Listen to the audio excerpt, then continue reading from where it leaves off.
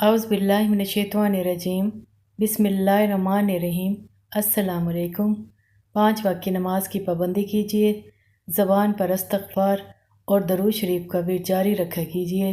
صلی اللہ علیہ وآلہ وسلم۔ اپنی اس ویڈیو میں آپ کو ذی الحج کی دعا کا ترجمہ سنا رہی ہوں۔ ترجمہ سننے کی سعادت حاصل کیجیے۔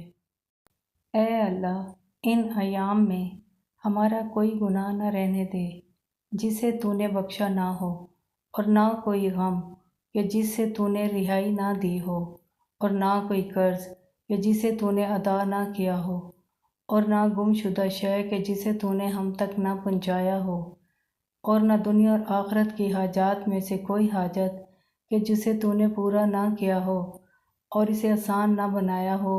بے شک تو ہر چیز پر قدرت رکھتا ہے۔